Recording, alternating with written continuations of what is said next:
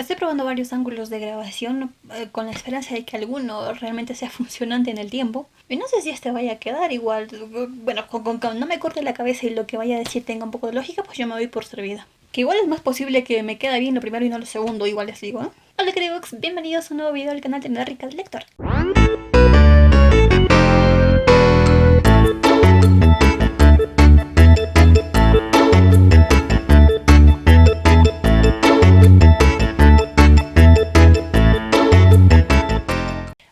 Traerles una especie de reseña slash comentario acerca de una lectura conjunta que tuve con mis amigas el mes de abril. Y pues de hecho ya se les había estado comentando, y es el libro de Drácula de Bram Stoker. Tengo que dejar de mostrar mi edición porque es definitivamente horrible.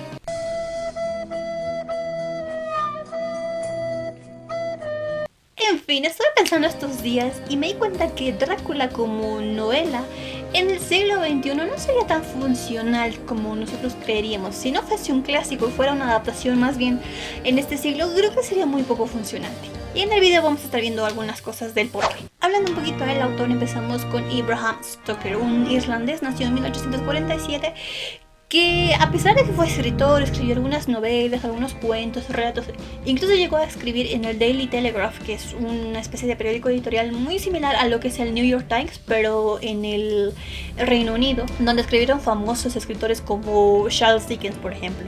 A pesar de todo ello, Bram Stoker no hubiese sido famoso si no hubiera escrito Drácula. De hecho, es su única obra, vamos a decir, reconocida, porque ¿qué sabemos más de Bram Stoker? Pues nada. Según lo que se cuenta, o el mismo autor contó, se inspiró para escribir Drácula en un príncipe eslavo llamado Vlad el Empalador.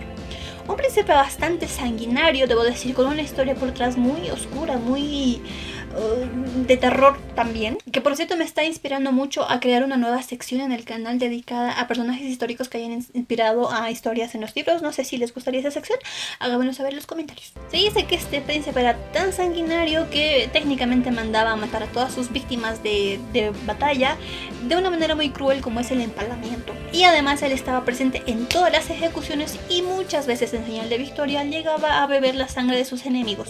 Dato curioso es que Oscar Wilde llegó a decir que Drácula era la mejor novela de terror escrita en todos los tiempos. Dato con el cual yo no estoy muy de acuerdo, porque de hecho incluso el mismo retrato de Dorian Gray me parece que tiene un contexto todavía mucho más oscuro y que da un poco más de repelús, más incluso que Drácula, aunque Drácula pues también tiene lo suyo, pero para mí pues como que no concuerda mucho el comentario de Oscar Wilde, pero pues bueno, cada quien es libre de pensar lo que se le da la gana. Y ahora sí, ya adentrándonos en lo que va más o menos la historia de Drácula, pues es una novela epistolar. Vamos a encontrar el primer dato que no concuerda mucho con lo que estamos acostumbrados en el siglo XXI. A ver, esta novela está escrita mediante la escritura de los diarios de los personajes. O sea, cada personaje va escribiendo una parte y así se va contando la historia. Es difícil imaginar que en nuestros tiempos las personas se dedicaran a escribir un diario con los detalles íntegros de los sucesos que están aconteciendo, porque claro, no tenemos ni la memoria ni el tiempo suficiente para hacerlo. Pero hay que tomar en cuenta que esta novela fue escrita en el siglo XIX y por lo tanto pues las personas no tenían mucho que hacer. No tenían Facebook, no tenían Instagram, no tenían WhatsApp, entonces no podían actualizar las cosas memorables que les pasaban en sus estados con sus historias, lo que técnicamente hacemos nosotros. Así que dedicaban su tiempo para mantener sus memorias en escribir un diario o cartas bastante detalladas. En esta novela vamos a conocer la historia de Jonathan Harker, un aprendiz de abogado que es enviado a Transilvania para resolver algunos asuntos legales sobre la adquisición de una propiedad en Inglaterra por parte del conde Drácula. Allí Drácula lo toma técnicamente como un prisionero en su castillo y es testigo de las atrocidades que puede llegar a cometer el conde Drácula para alimentarse: asesinatos, secuestros, etcétera, etcétera. Jonathan logra escapar del castillo del conde, sin embargo él lo persigue hasta Inglaterra y varios de sus amigos, familia, etcétera van a estar inmiscuidos en la persecución del conde, pues este sigue siendo un asesino sanguinario. Donde cobra interés la historia es en los personajes, así que vamos a hablar de la mayoría de ellos. Empezando por el conde Drácula. A ver, aquí tenemos otra incongruencia con nuestro siglo, porque muchos de nosotros tenemos una idea preconcebida de lo que son los vampiros. Muchas historias modernas están adaptadas de los cuentos de vampiros. Y valga decir que el prototipo de vampiro que nosotros conocemos normalmente es Drácula, pero las características que tiene Drácula como vampiro distan mucho de la realidad que nosotros conocemos. Es un hombre que desciende de un linaje muy amplio de nobles y que además es poseedor de una gran fortuna, pero además es un hombre muy solitario y que técnicamente es un esperancito. ¡Qué linda te ves trapeando, Esperancita! Porque se dedica del mantenimiento, la alimentación y el cuidado de su castillo completamente solo. A diferencia de lo que nosotros creíamos, un dato interesante es que Drácula no se lleva mal con los hombres lobo. De hecho, él también es un hombre lobo. Y como muchos vampiros nos hacen creer la idea de un vampiro light, por ejemplo, que solamente consume la sangre de animales y no la de humanos, en este caso Drácula no, él consume sangre de humanos, evidentemente, humanos seleccionados por él, incluso divide un poco a sus víctimas también. Drácula es el personaje principal de esta historia, evidentemente es el protagonista porque alrededor de él es que va surgiendo toda la acción, toda la historia, etcétera, etcétera. Debo decir también que las apariciones que tiene son bastante épicas, sobre todo cuando se trata de manipular mentalmente a las personas, porque sí, él tiene varios poderes. Dentro de esos está la telequinesia y telepatía. Luego tenemos a Jonathan Harker. A ver, este sí que encaja muy bien en el siglo XXI porque es el prototipo del amigo date cuenta. Y no se da cuenta. A ver, Jonathan es, como les decía, un aprendiz de abogado que viaja hasta Transilvania y conoce al conde ahí. Empieza a tener ideas ya incluso antes de llegar al castillo, incluso cuando está en una población totalmente alejada, bueno, no totalmente alejada, sino que le queda de camino y donde deben recogerlo él para llevarlo hasta Transilvania, bueno, al castillo del conde. Y ahí a la gente le va diciendo, amigo, date cuenta, no vayas ahí y si vas, cuídate demasiado porque ahí es peligroso. Y Jonathan tiene absolutamente el tiempo para hacer todo, menos para pararse a preguntar por qué la señora le está dando un crucifijo para ir a visitar a un cliente. Eso es un poco extraño. Hay una escena que no se considera spoiler, simplemente una anécdota, en el que él le dice, o sea, Jonathan le dice al conde pues que quiere irse porque ya está cansado de las cosas que están pasando, que todo es muy raro, entonces se va a ir a la mañana siguiente. El conde le dice, mira, pues no te vas a ir a la mañana siguiente, si quieres irte te vas ya nomás. Entonces le empieza a como que a echar de la casa del castillo y le va a decir, oh mira, pero te vas a ir cuando en una noche tan oscura hay lobos ahí que están merodeando la zona. Y entonces empieza a escuchar aullidos de lobos porque, dicho sea de paso, el conde también domina varios animales. Bueno, creo que eso ya lo había dicho. Y en plan, Jonathan de, oh sí hay lobos, pero bueno, me voy a seguir yendo. Y entonces el conde dice, pero en serio, mira lo que está aquí. Y le abre la puerta y están los lobos ahí en la puerta a punto de comérselo. Lo iba a echar a los lobos, eso ya se intuía desde el principio. Y no fue hasta que estuve en la puerta cara a cara con un lobo que Jonathan dijo, oh sí, me está echando a los lobos. A lo largo de la historia, Jonathan, desde mi punto de vista, es el personaje más débil. Realmente es el que menos me caía, yo no soporto a Jonathan.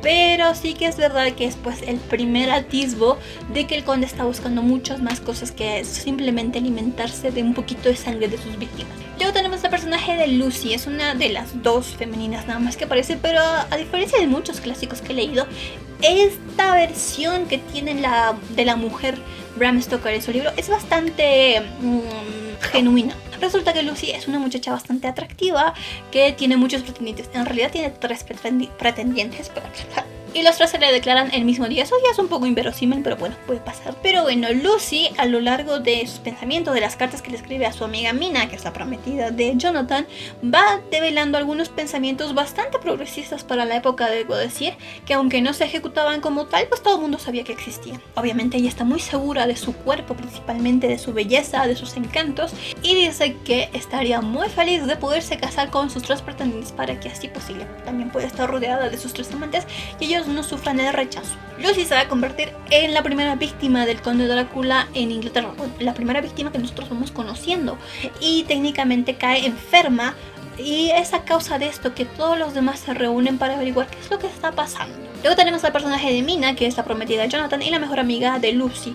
Esta muchacha definitivamente es la verdadera heroína de toda la historia, porque primero es la primera mujer que tiene sentido común, que tiene practicidad, porque definitivamente es la que dice, mira, está pasando algo raro, le pasó algo raro a Jonathan cuando estuvo con el conde, está pasando algo raro aquí cuando volvió, algo tenemos que hacer. Se pone a transcribir todos los diarios, todas las cartas que se han enviado entre ellos, y pues se van dando cuenta que como que todo tiene un poco de sentido cuando se ve en un todo. Y además les digo que es la primera que tiene sentido sentido común, o sea, dice, mira, estamos en esto, y sale cuando esté haciendo esto, ¿por qué no? Yo lo haría, tú lo harías, todos lo haríamos, ¿por qué no vamos detrás de él de esta manera? Y pues realmente es la que va dirigiendo y como les digo es la heroína porque además tiene una conexión en algún punto de la historia con el conde que es bastante interesante. Lo que no me gusta de los personajes femeninos es que tienen ese sentimiento muy maternal, ¿sabes? Es como que intentan cuidar a los varones de la historia, tanto Lucy como Mina, están pendientes de que no estén sufriendo, de que no la pasen mal y es en plan de si la tiene que pasar mal alguien pues que la pase mal, no es tu deber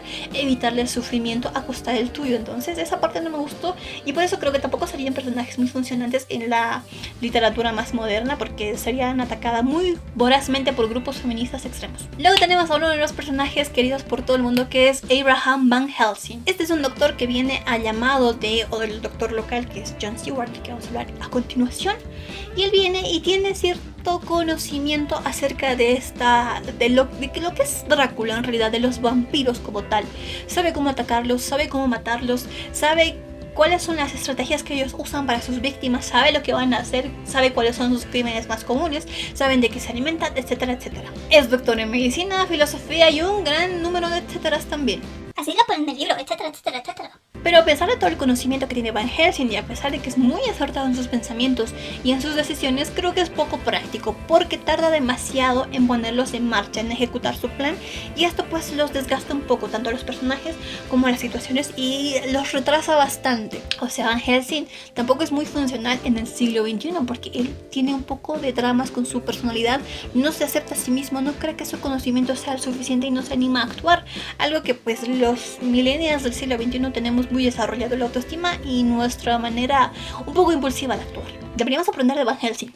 Luego tenemos a los tres pretendientes de Lucy que pues juegan un papel importante en la historia. Primero está John Stewart, que es un médico que está al mando del hospital psiquiátrico, donde además tiene un interno bastante importante en la historia que es Renfield, un personaje que al parecer tiene ciertas conexiones con este fenómeno que es Drácula como tal. John Stewart es el que llama a Van Helsing porque él sabe que la enfermedad de Lucy pues no está yendo del todo bien y como Van Helsing fue su profesor y también es su amigo, pues lo llama para pedir consejo. Luego tenemos a Arthur, que es el prometido de Lucy, al que al final termina aceptando y tiene un título nobiliario, creo que es un lord, un duque, conde, algo así, creo que es un duque, no me acuerdo. Y pues es el que pone el dinero acá en la persecución. Definitivamente utilizan todo el dinero de Arthur porque además él y todos los demás en realidad se motivan por la enfermedad de Lucy, pero él queda muy adolorido al final por lo que pasa con Lucy técnicamente.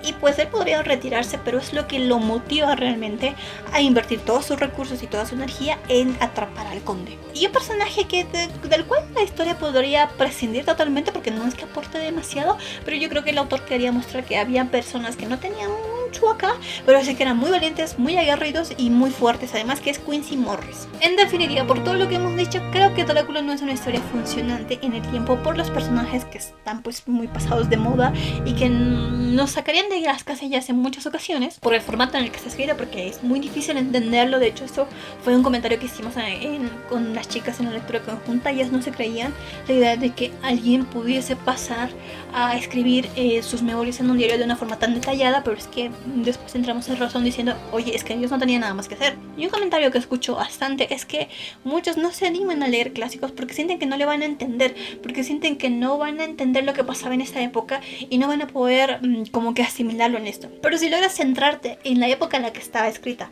en los personajes, o sea, entender un poco los personajes, la época que vivían, pues te va resultando mucho más fácil y entretenida esa historia, conocer algo que tal vez tú nunca vayas a vivir, pero que en algún momento se vivió y pues pervive hasta nuestros días. Yo le puse 4 estrellas al libro porque me parece una historia súper bien construida. Sin embargo, la última estrella no se la ganó por el final. Saben que para mí los finales son bastante importantes.